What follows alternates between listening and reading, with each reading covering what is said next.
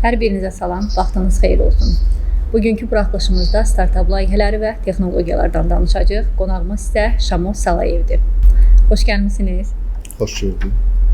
Hazırda ölkəmizdə və Gəncə şəhərində xüsusən startap layihələrinin vəziyyəti ilə bağlı məlumat almaq istəyirik. Necə dəyərləndirirsiniz? Ümumiyyətlə, efinizə dəvət etdiyinizə görə universitetimizin rəhbərliyi adına sizə dərin təşəkkürümüzü bildiririk. Onun nəzərinizə çatdırım ki, Azərbaycan Texnologiya Universiteti daima innovasiyaların istiqaməti innovasiyaların istiqamətində çox böyük işlər görür. Ümumiyyətlə, əsas hədəflərimizdən biri müasir tələblərə cavab verən kadrların hazırlanmasıdır. Və müasir dövrdə də bu kadrların yetişdirilməsində startaplar çox böyük önəm daşıyır. Ümumiyyətlə, startaplardan ilk öncə startap ekosisteminin formalaşdırılması daha önəmli bir faktordur ki, orada insanlar, gənc nəsil, tədqiqatçılar öz startaplarını təqdim edə bilsinlər.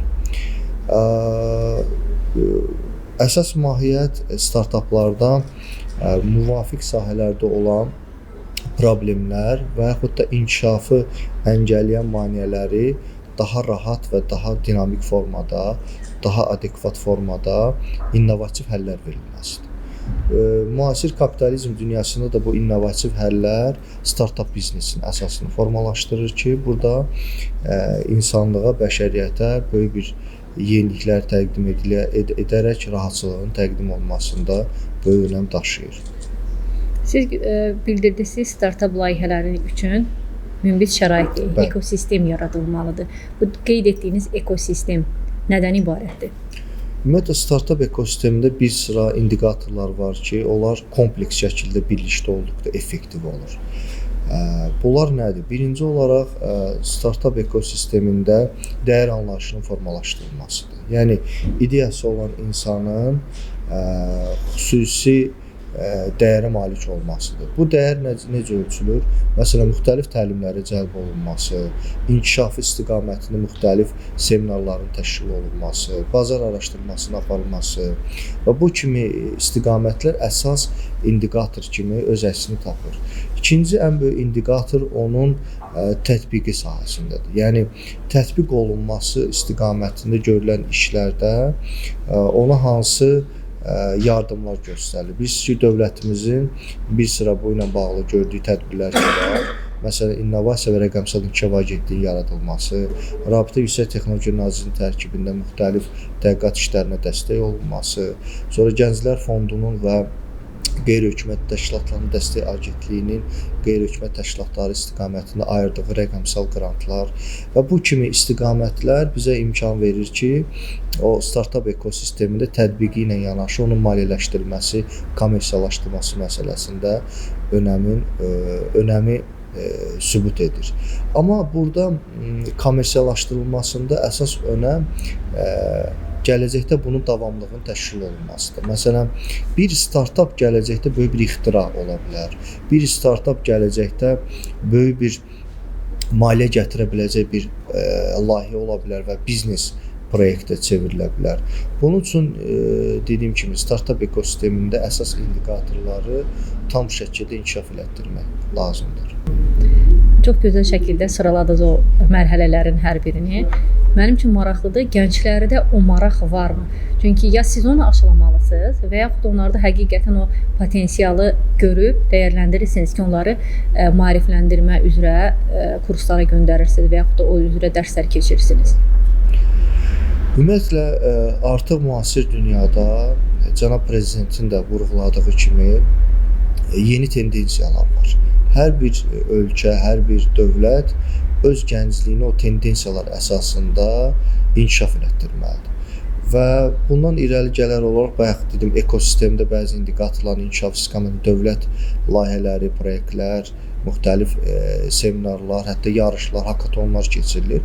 Bu gözəldir. Amma bu yeni tendensiya ondan ibarətdir ki, indi hamı yeni tendensiyadan danışır. Yəni, nədir o yeni tendensiya? Yeni tendensiya artıq bizim vahid dünyadan idarə olunmağımız, yəni vahid dünyanın bir parçası olmağımız önəm daşıyır. Yəni müasir innovativ texnologiyalar artıq dünyanı bir pəncərədən idarə etməyə imkan verir. Və bu gənclik də istənilən axın, informasiya texnologiyası sahəsində ola bilər, bu idarə etmə sahəsində ola bilər, müxtəlif sahələrdə ola bilər ki, hansısa bir yenilik olanda həmin an bizim gəncliyimiz də onu özünə nümunə olaraq götürə bilir.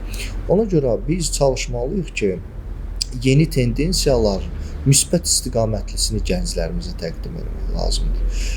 Və mən bizim gəncliyimizdən çox razıyam və şəxsən əminliklə deyə bilərəm ki, bizim ölkəmizin gəncliyində elə insanlar və elə şəxsiyyətlər var ki, onların ixtiraları, onların innovativ ideyaları gələcəyə hədəflənmiş istiqamətdədir. Məsələn, elmi tədqiqatlar, xüsusən yüksək texnologiyalar, nanotexnologiyalar istiqamətində, sonra yenilikçi mühəndis istiqamətində biz Teknofestdə də müxtəlif yarışlarda iştirak edirik, dünya səviyyəli hakatonlarda da iştirak edirik, riyaziyyat müsabiqələrində iştirak edirik və bu bizə tam şəkildə imkan verir ki, Azərbaycan gəncliyi buna tam hazırdır və dəstək göstərildiyi təqdirdə yüksək nəticələr əldə edə bilər. Əsas problem bəs nədən ibarətdir ki, yetəri qədər startap layihələri yoxdur və yaxud da olanlar da sonradan biznesə çevrilə bilmir, sərbəst biznes şəklində fəaliyyət göstərə bilmir. Ümumiyyətlə dünya praktikasını götürsək, dünya startaplarının cəmi 1 və yaxud da 2% maksimal şəraitdə brendə çevrilə bilir. Qalanlar sadəcə olaraq bir tədqiqat xarakteri daşıyır. Amma bizim ölkəmizdə də aparılan islahatlar buna imkan verir ki, startap ekosistemini dirildək. Amma burada dediyiniz məsələdə çox böyük həqiqət var. Startap ekosistemi tək dövlətin göstərdiyi xidmətlər sahəsində inkişaf etdirilmir. Ümumiyyətlə, özəl sektor, qeyri-neft sektoru burada maraqlı olmalıdır. Yəni, necə maraqlı olmalıdır? Sahibkarlar başa düşməlidir ki, əvvəlki kimi dövrdə, məsələn, ənənəvi formada satış edən sahibkarlar, ənənəvi formada məhsul və xidmət təqdim edən sahibkarlar artıq müasir innovativ texnologiyalar olmadan o məhsulu, xidməti təqdim etməkdə məhdudiyyətlər yaşayacaqlar. Və bunun da inkişafı ondan ibarətdir ki, yenilikçi startapçı insanlara, yenilikçi ideyalara investisiya yatırsınlar. Ümumiyyətlə, əslində startap özəl sektorun belə deyək də, inkişafı məqsədi ilə hədəflənmiş bir şeydir. Özəl sektor buna maraq göstərdiyi təqdirdə o startap çevrilib bir bazara çevriləcək. Yəni, dəqiq deyə bilərəm ki, Azərbaycanda hələ də startap bazarı formalaşmır. Bunun da ən böyük səbəbləri qeyri-neft sektorunda olan özəl sahibkarların buna tam da maraqlı olmamasıdır. Maliyyələşdirən qurumların, maliyyə verəcək qurumların yetərli sayda olmamalıdır. Mən bir nüansda tamaşaçılarımızın da diqqətinə çatdım ki, hər toxum ağac olma potensialını içində daşıyır. Elə deyilmi? Münbit şəraitə düşərsə. Siz söylədiniz ki, dünya səviyyəsində götürsək, bəzi startap layihələr əslində sonradan biznesə çevrilmir, sərbəst biznesə. Bu deməkdir ki, münbit şəraitmi yoxdur, yoxsa əslində həmin o əkilən toxum əslində ümumiyyətlə potensial olmayan toxumdur? Ümumiyyətlə, beyin indeksasiyası deyilən bir hesablama var. Dünyada əhali sayını onun ali təhsil alan əhali sayının nisbəti ilə hesablayırlar. Məsələn, mən tam əminliklə deyə bilərəm ki, Azərbaycan ali təhsil və yaxud da orta təhsil olan insanlar sayına görə dünyada ilk yerlərdədir. Hətta savallıq səviyyəsi səhv eləmirəmsə 90%-dən yuxarıdır. Bu böyük bir göstərici. Yəni hamı təhsil alır. Bu təhsil alma indeksimiz çox yüksək olduğuna görə biz o startap bazarına rahat şəkildə girə bilərik. Burada əsas məqsəd o qeyri-neft sektorunda fəaliyyət göstərən sahibkarların bura indeksasiya eləməsidir. Məsələn, əslində mən bir şey etiraf edeyim ki, heç bir dövlət qurumlarında, dünya ölkələrində bu qədər qrant layihəsi, investisiya layihələri, startap ideyaları olan bir ölkə yoxdur. Və bunu mən müqayisəsi şəkildə edirəm. Amma heç bir böyük inkişaf eləmiş ölkələrdə də sahibkarların bu startaplara marağı olmayan, bu qədər aşağı faizdə olan ölkədə yoxdur. Yəni inkişaf eləmiş ölkələrdən təzaddır, bəli. Dövlət istəyir qaldırsın, məsəl üçün Kobya kimi bir qurum var, startap şəhadətnaməsi verir, 3 il vergidən azad edir. Sonra startap biznesinə qrant layihələri verir, ildə böyük qrant layihələri, şəxsən o Kobyanın bir qrant layihəsinin qalibi də olmuşam 2023-də. Bu şeyləri dövlət eləyir, amma sahibkarlar sanki bunda maraqsızdılar. Sahibkarlar niyə maraqsızdır? Bax, sual orada mövcuddur. Dövlətdənmi hansısa bir vergi güzəştlərimi gözləyir, yoxsa hansısa bir endirim paketimi gözləyir, yoxsa hansısa bir mənfəət gözləyir. Bizim sahibkarlarda biraz tələskənlik var. Yəni maliyyə investisiyasını yatırdım, bu dəqiqə mən qazanmalıyam prinsipi. Bu da əslində ali təhsil müəssisələrində, orta təhsil müəssisələrində, yəni erkən dövrlərdə insanlara sahibkarlıq qabiliyyətinin aşılaması ilə bağlı tədris proqramları məncə olmalıdır. Çünki artıq erkən yaşda insan sahibkarlıq nədir, onun mexanizmi nədir, dünyada bunun formaları və təqdim olunma istiqamətləri hansı formada olur, bunu aşılandıqdan sonra gənc nəsil, orta nəsil, hətta deyərəm bağçadan belə bu olmalıdır ki, insanlar gələcəyə artıq sahibkar kimi doğulsun. Sahibkar kimi doğulmayan gənclər, yaxud da aşılanmayan gənclik gələcəkdə əziyyət çəkir. Baxın, nümunə olaraq bir şey deyim. Tutalım, mənim biliyim var, istedadım var, amma mən onu sata bilmirəm. Məsələn, adamlar var ki, çox savadlı, intellektual, mülkiyyəti yüksək olan insanlar var, amma özünə bir yol tapa bilmir, inkişaf eləyə bilmir. Niyə? Çünki indi müasir dövrdə belə şey var. Hard skills, bir də soft skills. Sərt bacarıqlar, yumşaq bacarıqlar. Əsas yumşaq bacarıqlar sərt bacarıqlara bir təkərdir. Elə bil böyük bir maşın, avtomobildir. Bu sərt bacarıqlar avtomobilin gövdəsidir, motorudur, hər şeydir.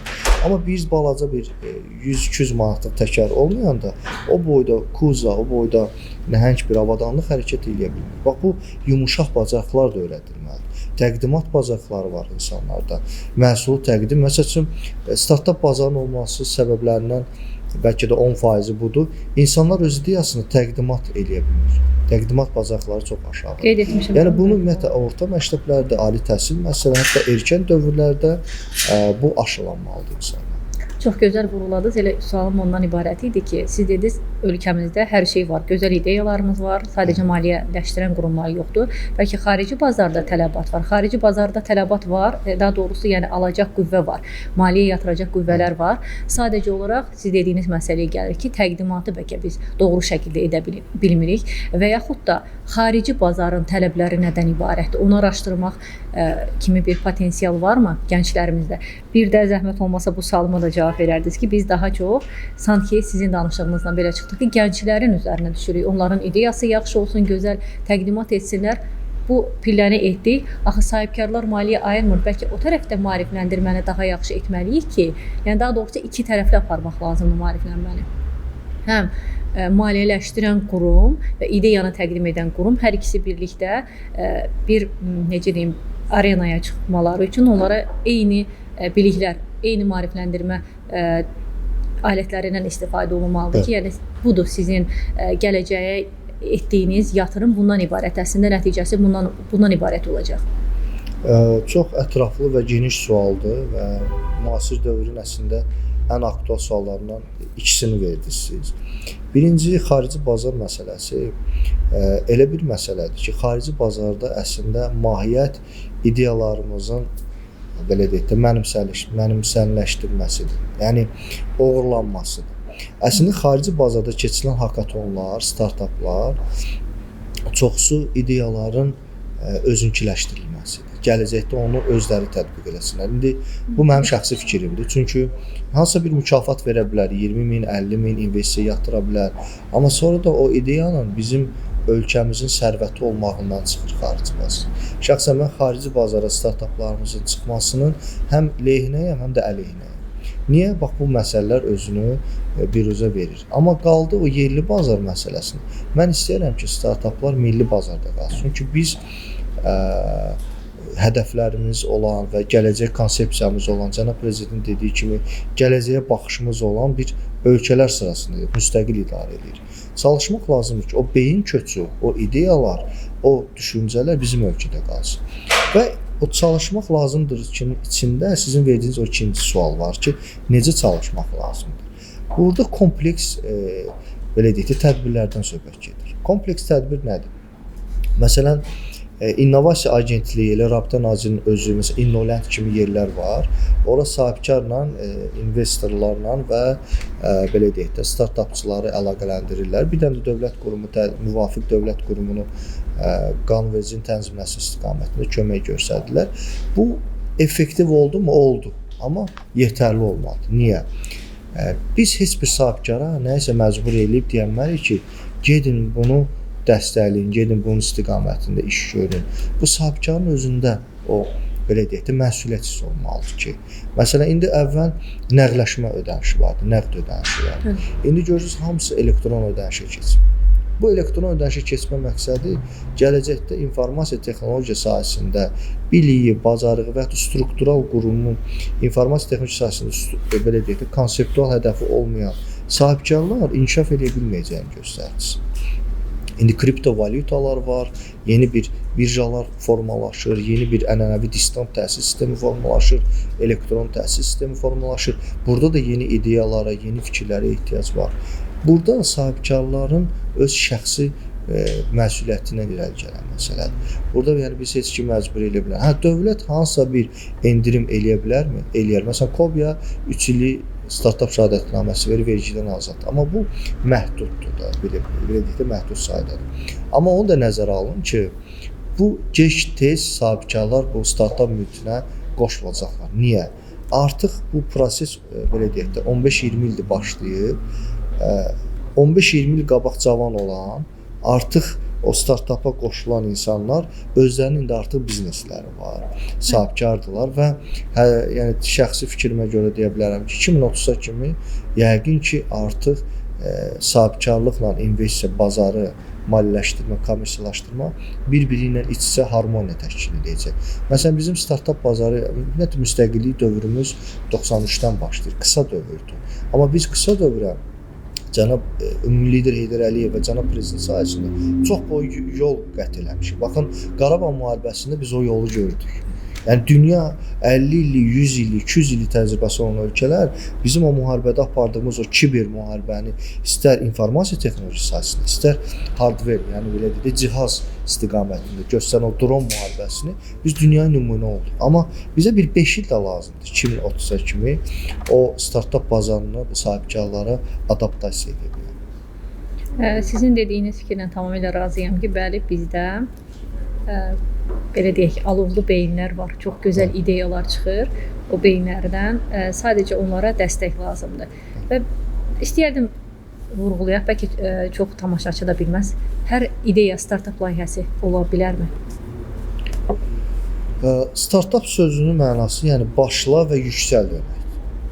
İstənilən fikir ideyaya çevrilə bilər. İstənilən ideya da startapa çevrilə bilər. İstənilən startap da biznesə çevrilə bilər. Heç kim heç vaxt deyə bilməz ki, filan ideya, filan startap zəifdir. Yəni belə bir anlayış yoxdur. Necə ki, o Microsoft'un inkişaf dövrünə baxırsan, Facebook'un, Amazon'un, Alibabanın inkişaf dövrünə baxırsan, görürsən ki, onlar da vaxtında tənqid ediblər ki, boş mənasız. Onların hər biri bu arada mənim söyləmişdi ki, startap layihəsi olur. Hamısı, bəli. Və bunun həlli yolu nədir? Baxın, ən böyük problem burada məncə həlli yolundadır. Həlli yolu ondan ibarətdir ki, universitetlər bu işə birbaşa müdaxilə olunmalıdır. Yəni, istənilən dövlət proqramı, dövlət layihəsi, istənilən, belə deyək də, elmi tədqiqat layihəsi, istənilən qanunvericilik layihəsi, istənilən elmi tədqiqat məsələsi, istənilən elmi məsələ sadəcə olaraq fərziyyədir. Bunun hipotezdən aksiyoma çevrilmə məsələsi tətbiqdən başlayır. Məsələn, elmi tədqiqatları götürür, məsələn, Massachusetts Texnologiya Universiteti, məsələn, Sorbonne Universiteti, məsələn, digər böyük universitetlər. Fikir versəz, orada elmi tədqiqat oradan çıxan kimi sənaye tətbiq olunur. Tətbiq olunan sonra patent verilir, patentdən faiz. Məsələn, alim necə yaşamalıdır? Alim dərs deyərək yaşamamalıdır. Yəni, hansısa bir universitet. Alim öz elmi ixtirasından faiz, maliyyə pul götürərək yaşamalıdır. Gedməlidir, sənə mən xahiş eləmək ki, mənə boya düzəlt, mənə parça düzəlt, filan xüsusiyyətlərə malik. Alim ixtira eləməlidir və tətbiq eləməlidir. Ən yaxşı yaşayan alim olmalıdır. Yəni, bura belə deyək də, kompleks şəkildə olmalıdır. Siz vurğuladığınız əslində bu məsələni qabardır ki, məsələn, məktəblərdə bizim oxuduğumuz müddətdə sadəcə məktəbin içərisində hər şey edirdik. Artıq çıxmaq lazımdır məktəbdən. kimi bir təklif irəli sürüldü. Yenə də yəqin yerində sayılan məktəblər var. Sadəcə universitetlərdə də bu problem var məncə hələ də ki, sadəcə universitetin daxilində hər şeyi nəzəri olaraq yox, nəzəri olaraq çatdırırıq, praktik olaraq yox. Yəni mən oxuyaraq hardan bilməliyəm ki, sənayenin tələbi nədən ibarətdir? Tutaq ki, kimya üzrə oxumusunuz, azdan çox da mən də məlumatlıyım, çünki bitirmişəm. Kimyanı hər hansı bir maddələri bir-birindən həll edərkən hansı reaksiyaların baş verdiyini əyani şəkildə görmək daha yaxşı olardı. Nəinki analitik kimyada oturub onu, həmin o düsturları yazmaq hələ də çoxu da yadımda deyil. Sadəcə olaraq əyani şəkildə biz onu görməyimiz, o proseslərdən necə oksigen ayrılır, tutaq ki, necə su yaranır və yaxud da necə maddələr dəyişir, onu görmək daha yaxşıdır. Bunu nə üçün belə izah edirəm? Yəni universitetin içərisindən çıxıb həmin o qeyd etdiyiniz tələbələr, ideyası olanlar və yaxud elə alimlərimiz ən əsası, onlar gedib sənaye ilə əlaqəli şəkildə çalışmalıdır. Alimləri dedim, yəni ki, universiteti nəzərdə tuturam sözsüz ki, mütləq əməkdaşlıq etməli olduqları sənayelər olmalıdır. Yəni onların tələbinə uyğun yerinə yetirsin. Alim sözsüz ki, gedib heç bir sənaye müəssisəsinin qapısını döyüb deməlidir ki, sizə nə lazımdır?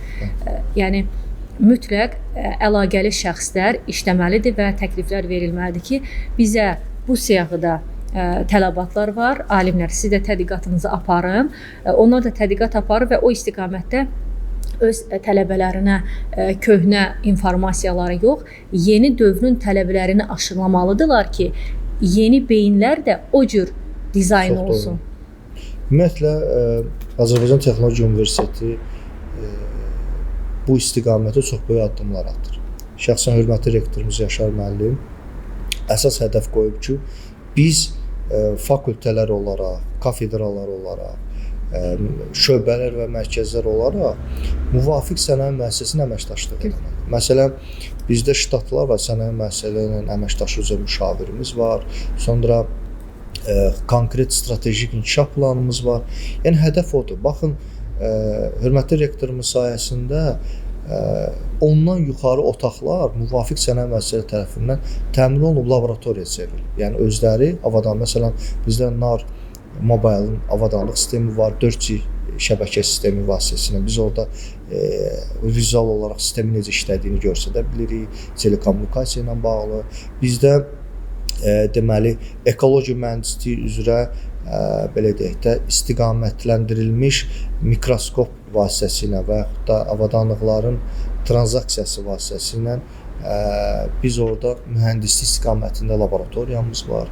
Sonra bizim proqramlaşdırma istiqamətində birdən çox laboratoriyamız var ki, uşaqlar artıq orada proqramlaşdırma sahəsində özlərini artırır. Məsələn, bizim universitet yeni bir proyektə imza atıb, səhv eləmirəmsə 1 il yarım, 2 ildir.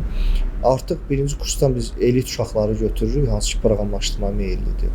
O uşaqları biz pulsuz proqramlaşdırma şirkəti ilə danışıb, orada proqramlaşdırma kursunu keçiririk. 5-6 aydan sonra həm ona diplom, sertifikat verir həmin şirkət ki, işləyə bilərsən və ona freelancer layihələrə cəlb eləyə bilirik. Bir də əsas önəmli faktor nədir? Bütün insanlar, ümumiyyətlə, Azərbaycan gəncliyi bir şeyi bilməlidir. İstər kimyaçı ol, istər bioloq ol, istər mühəndis ol, istər həkim ol. Mənim tədqiqat sahəm birisi onkologiyadır. Xərçəng sahəsinin tədqiqatıdır. Mən bilirəm, tamaşaçılarımız bilmir. Yəqin ki, məlumat verərik nə vaxtsa, amma hansı sahədə olmağından asılı olmayaraq, müasir dövrdə ən azı bir proqramlaşdırma dili bilməlisən. Çünki artıq kiber dünyadır. O kiber dünyada istər jurnalist ol, məsələn, proqramlaşdırma alətinə istifadə eləməlisən və ikinci bilməli olduğumuz bir şey mütləq şəkildə xarici dil bilməyimizdir. Yəni, ən az bir dil bilməyimiz vacibdir ki, biz həm proqramlaşdırma dilindən və həm belə deyək də, xarici dil bilimimizdən istifadə eləyərək dövlətimizi, ölkəmizi yaxşı təbliğ eləyək. Məsələn, gəncliyin bu, məsələn, xarici startaplar bazarından deyirsə, ən böyük problem təqdimat bazarıdır. Məsələn, yaxşı investorlar var, LinkedIn-dən müraciət edirlər ki, tutalım, sizin layihəni gördük, gəlin təqdimat eləyin də. Məsələn, təqdimatda boşluqlarımız var. Məsələn, bu dəqiqə universitetimizin özündə də biz elit tələbələr hansı ki marağı var və gəncliyi elit istiqamətini inkişaf etdirməsi hədəf qoymuşuq. Onlara təqdimat bacarıqlarında keçiririk. Necə danışmalısan, bədən dili nədir, nitqində necə qurmalısan və sahibkarı necə ovlamalısan. Bu dəqiqə ovlama dövrüdür. İdeyalarla ovlamaq lazımdır. Elə ideyalar itib batıb gedir ki, əslində yaxşı təqdimat olunsa, o kommersiyalaşdırması çox rahat olur. Amma bir dörsə elə ideyalar lazımsızdır ki, onu startapa çevrilir, amma yaxşı təqdimat bacarığı olduğuna görə. Yəni mütləq şəkildə insanlar biliyini, ağlını yaxşı mənada satmağı bacarmalıdır. Müasir dövrdə sata bilməyən insan elmini, peşəsini, belə deyək də, ideyasını o gələcəkdə özü də inkişaf edə bilmir. Həmin o ölkə gəncləri də inkişaf edə bilmir. Bax, bu əsas məsələ bu olmalı. Yəni biz eşidən yəqin özəl müəssisə rəhbərləri də olar. Dövlət səviyyəsində mütləq həll olunar dedikləriniz. Kapitalizm dövründə mütləq pulu pula çevirmək vasitələri aşılanmalıdır. Məsələn, nümunə olaraq bir şey deyim. Biz hər il əmək yarmarkası keçiririk. 450-500-ə yaxın vakansiya olur orada. Harasa bir 80-90 şirkət olur. Hansı ki bizim əməkdaşlıq edəmiz, birbaşa memorandum imzaladığımız şirkətlər. Gəlir vakansiya elan eləyir ki, tələbə buna uyğun deyil. Yəni tələbə buna cavab verməlidir. Elə bir ki, bazarı açıb, o bazara sən cavabdeh olmayandan sonra, yaxud da o istiqamətdə özünü inkişaf etdirməyəndən sonra sən iş tapa da bilmirsən. Ona görə biz çalışırıq ki, o əmək yarmarkası təşkil edilməmişdən qabaq biz bir il plan qoyuruq ki, yaxşı təqdimat bacarıqları olsun. CV-sini hazırlamağını öyrədirik. CV-yə yeni o biliklərinin və yaxud dansa bacarıqların əlavə edilməsi. Ödənişsiz dərslər keçirsiniz. Əlbəttə. İstər proqramlaşma kursları, istər qrafik kursları, qrafik dizayn, istər də bu layihələrin yazılması, hard skillslər, soft skillslər, düzgün danışıq, ünsiyyət və bu kimi məsələləri biz ödəniş şəkildə tələbələrimizə keçiririk. Mən belə başa düşdüm ki, bir yerində durmayan alovlu tələbələri siz elit tələbə deyirsiniz. Bəli. Digər universitetlərdəki vəziyyətlə bağlı məlumatınız varmı? Çünki startaplarla bağlı universitetlərin birgə əməkdaşlığı da vacibdir. Əslində bəli, doğrudur. Belə deyək də, bu dövlət siyasəti olduğuna görə digər universitetlər də aktiv iştirak edir. Məsələn, bir sıra böyük universitetlər var ki, məsələn, ADA-dır, Bakı mühəndislikdir və s. Onlar startaplarda yer tutur. Elə Gəncə dövlətində özünün innovasiya mərkəzləri var. Aqrar Universitetində özünün innovasiya mərkəzi fəaliyyət göstərirlər, beynəlxalq yarışlarda iştirak edirlər, yerli yarışlarda. Amma mən təklif eləyərdim ki, biz kompleks şəkildə birlikdə əməkdaşlıq edək. Sualım əslində ondan ibarət idi. Yəni birgə çalışırsınızmı? Sözsüz ki, Bakıda olan ali məktəblərin bir-birinin əməkdaşlığı artıq Respublika səviyyəsində. Bəli, Respublika səviyyəsində olan işlərdir. Gəncədə onları, yəni Gəncədə fəaliyyət göstərən ali məktəblər də onlara qoşulmalıdır. Amma Gəncədəki birliyi nümayiş etdirmək də lazımdır. Biz Gəncə Dövlətlə və Aqrar Universiteti ilə yaxşı əməkdaşlıq eləyirik. Yəni müxtəlif istiqamətdə əməkdaşlıq eləyirik. Ortaq layihələrimiz olur, ortaq tədbirlərimiz, seminarlarımız olur. Amma biz bunu gələcəkdə daha böyük şəkildə hədəfləməyi düşünürük. Şəxsən hörmətli rektorumuzun da əsas marağı bu universitetlər arası əməkdaşlıq, sənayilər arası əməkdaşlıq, tələbələr arası əməkdaşlıq və önəmli faktorlardan biri bizim ikili diplom proqramlarımız var xarici universitetlərlə. O ikili diplom proqramlarımızla vasitəsilə də xarici təcrübəni də ölkəyə gətirməyi biz hədəfləyirik. Yəni bu istiqamətdə işlər gedir. İnşallah ki, daha böyük işlər, addımlar atılmalıdır ki, bu işlər öz effektivliyini tam şəkildə göstərsin. Ümid edək. Bir də mən istəyərdim cavab verəsiniz. Uşaqlarla bağlı startap layihələrində uşaqları cəlb etmək mümkündür. Çünki uşaqların da çox gözəl ideyaları ola bilər. Məncə müasir dövrün uşaqları hətta gənclərimizdən daha da aktivdirlər. Onlar üçün hər hansı bir layihələr ümidəyim varmı və yaxud da universitetin daxilində, müxtəlif universitetlərdə olsun, belə bir şərait yaradılıbdır. Ödənişsiz dərsləri keçirilməsi, təqdimat onun içərisində daxildir. Şəxsən digər universitetləri haqqında məlumatım yoxdur bu istiqamətdə, amma tam şəkildə deyə bilərəm ki, yeni nəsil şagirdlər Z nəsli gedir. Yəni Gənclik Z nəsildir, artıq onlar Z-dir. Yəni onların dünyanın başa düşmə forması tamamilə ayrıdır. Başqa aspektdən. Bəli, başqa aspektdən. Ona görə bu uşaqlar ilkin erkən dövrdə startap ideologiyası. Yəni əslində startap ali məktəbdən başlamalı deyil. Bağça hətta orta məktəbdən Varmı başlamalı. nəticə Gəncə şəhərindən söhbət? Bizim universitetdən deyə bilərəm, Şəxsi İnnovasiya Mərkəzinin hal-hazırda deməli periodik olaraq beynəlxalq və yerli layihələrdə əməkdaşlıq elədiyimiz orta məktəb şagirdləri var. Hal-hazırda bir şagirdimiz, şəxsən onun elmi rəhbəri də mənəm, Sabahın alimləri layihəsində öz mina axtaran dronu vasitəsilə çıxış eləyəcək. Uşağın 10-cu sinifdə oxuyur, təsəvvür edin. Yəni bu artıq o qədər həvəslidir və hətta bu işdə axıra kimi getmək istəyir. Biz ona yardım olur. Məsələn, şəxsən Yaşar müəllimin göstərişi odur ki, orta məktəb şagirdləri ilə əməkdaşlıq. Gələcəkdə bu bizim tələbəmiz ola bilər. Həm də ölkəmizə, vətənimizə layiqli ideyası olan və gələcəyin yaxşı belə deyək, mütəxəssis ola bilər. Bu istiqamətdə işlər gedir. Yetərli deyil məsələsi. Məncə yetərsizdir. Çünki mən də bir valideyn olaraq söyləyirəm. Uşaqların da maraqlı, yəni ideyaları həqiqətən çox olur. Sadəcə olaraq maariflənmə işi məncə zəifdir. Tamamilə doğru. Gəncədə startapla bağlı ideyalarınızı reallaşdırmaq üçün biz sizə hər cür imkan yaradırıq. Belə mərkəzlər var. Proqramlaşdırma artıq bütün dünyada aktual olan bir məsələdir. Sözsüz ki, ingilis dili məncə yetərli səviyyədə artıq keçilir, təbliğ olunur. Dil öyrənin, özünüzü inkişaf etdirin, şəxsi inkişaf da bunun içərisinə daxildir. Sadəcə olaraq uşaqlar sanki biz diqqətdən kənarda saxlamışıq. Onlar özləri bir üzə çıxmaq istəyirlər, belə deyim. Ona görə məncə valideynlərə də bu barədə maarifləndirmə iş aparmaq lazımdır ki, təqdim etmə bacarığını söylədiniz. Pul qazanmaq vasitəsini söylədiniz ki, aşılamaq lazımdır. Onunla bağlı əgər sizin mütəxəssis olduğunuz yerlərdə, rəhbər olduğunuz şöbədə varsa, onu məncə təbliğini aparmaq, maarifləndirmə işini etmək mütləq lazımdır. Broşurma olsun və yaxud da orta məktəblərdə təbliğat işi aparmaq. Siz qeyd etdiyiniz yəqin həmin o məktəblə əməkdaşlıq çərçivəsində aşkar etdiyiniz bir şagirddir. O qədər kənarda qalan... Əslində hədəfləyirik gələcəkdə, məktəblərdə, bəli, digər məktəblərdə bu işi aparaq. Bilirsiniz də bizim universitet bunda maraqlıdır, amma zaman lazımdır ki, o zamanı biz dolduraq və mən razıyam sizlə bu iş istiqamətdə də müxtəlif və əsaslı işlər aparılmalıdır.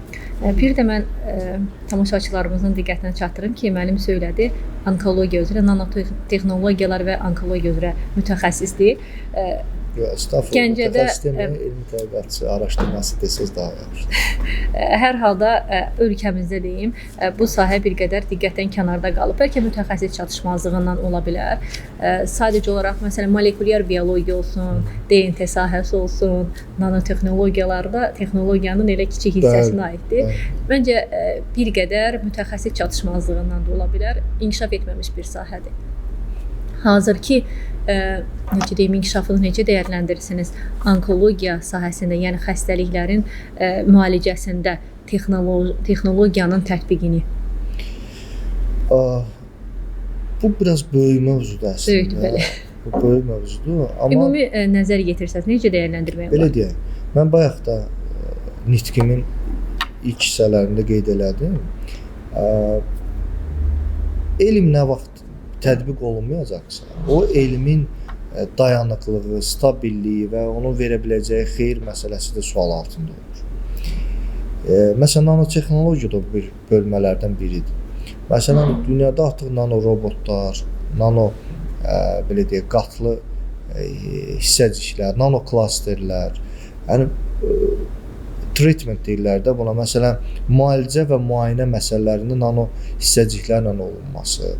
Məsələn, avtomobil, yüngül sənaye, tekstil, nanomateriallardan hazırlanmış geyimlər, bu kimi məsələlər əslində vacib və çox önəmli məsələlərdir. Dünyada buna milyardlar, hətta trilyardlarla pul ayrılırlar ki, bu istiqamət inkişaf eləsin. Amma yenə də deyirəm, bizim ölkənin bu inkişafı qısa müddətli bu nəticəyə gəlmiş. Amma yenə deyirəm, bu istiqamətdə görüləcək işlərimiz çoxdur. Ümumiyyətlə, ən yaxşı yaşayış ən yaxşı hörmət müəllimə, alimə olmalıdır. Bunun üçün də mütəyyən qeyri-neft sektoru sahibkarlığı, universitetlərin birbaşa dövlət proqramlarına, layihələrinə inteqrasiyası. Məsələn, hansısa şirkət elan eləsə ki, bizə filan boya lazımdır, filan material lazımdır, filan qida əlavəsi lazımdır, filan müalicə ilə bağlı bir belə deyək, dərman lazımdır məsələn. Tender eləsin, nə bilim, hansısa bir formada eləsələr, universitetlər öz təklifləri ilə çıxış eləsinlər və görün nə qədər inkişaf elə. Onların texnologiya elə oradan başlayacaq inkişaf eləməyə. Yenə deyirəm, burada yəni qeyri-neft sektorunda olan və çalışan sahibkarların universitetlərlə sıx əlaqəsi lazımdır. Məsələn, bizim hörmətli Yaşar müəllim sənaye müəssisələrini hal-hazırda ona doğru gedir, inteqrasiya edirik ki, biz gələcəkdə onların xidmət məhsullarına uyğun belə deyək, strateji plan hazır və məhsul və xidmət verə bilər. İndi qısa müddətli biz inkişaf dövrümüz var, universitetdən söhbət gedir və gələcəkdə bütün universitetlərin bu istiqamətdə əməkdaşlığı çox önəm daşıyır.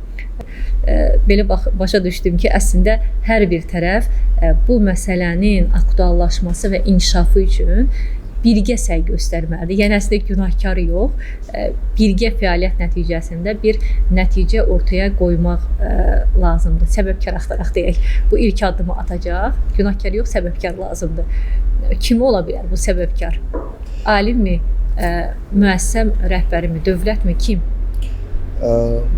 Mən ilk öncə dəvətinizə görə dərin təşəkkürümü bildirirəm, çünki siz vaxtınızı ayırdınız, ümumiyyətlə ekosistemlə bağlı və inkişafla bağlı belə verilişlərin və layihələrin olması vacibdir. Təşəkkür edirəm rəhbərliyimiz adından şəxsən.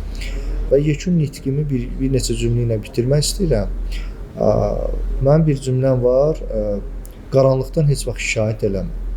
Özün ya bir şam yandır, ya da özün bir şam ol. Yəni, iki seçimimiz var. Ya şam yandırız, ya şam ol. Qaranlıqdan şikayət edən insanlar ən çox şam yandırmayan və özü şam olmayan insanlar. Burada yəni günahkar axtarmaq da ona bənzir. Kimisə şam yandırmağını gözləyir. Gözləyir. Yəni, özümüz yandıraq da hər bir fərd özü bunu eləməlidir. Hər şeyi dövlətdən gözləmək olmaz. Dövlət yetərli qədər iş aparır, dövlət yetərli qədər gücünü qoyur. Biz torpaqlarımızı işğaldan azad eləmişik. Biz böyük inkişaflar görmüşük. Yəni bu zarafat bir şey deyil. Yəni dünya hələ də bəlkə də şokdadır ki, yəni bu proses necə baş verdi, necə inkişaf elədi. İndi qeyri-neft sektorunun inkişafı üçün bir 15-20 il məsəl üçün lazımdır ki, tam özümüzü inkişafda olan yox, inkişaf etmiş olan ölkə olaraq dünyada göstərir. Yəni mən günahkar axtarmağın əleyhinə olan adamam və şəxsən birinci günahkar özümü bilirəm, yəni hər bir prosesdə. Ümid edirəm cavabım sizi qane elədi. Diqqətinizə görə bir daha təşəkkür edirəm. Çox sağ olun. İstəyirik ki, hər kəs səbəbkar olsun, bir şam yandırsın. Bir də sizin vurğuladığınız bir məsələ vardı. Bürokratiya ilə bağlı elmi işlərin daha çox kağızlar toplusundan ibarət olmağını yox, mən də tərəfdarıyam ki, onlar tətbiqə daha çox meyl etsinlər. Ali məktəbi müəyyən pilləsində, doktorantura səviyyəsində saxlamış insan olaraq söyləyirəm ki, sırf o kağız, bürokratik məsələlərdən dolayı mən artıq geri çəkildim.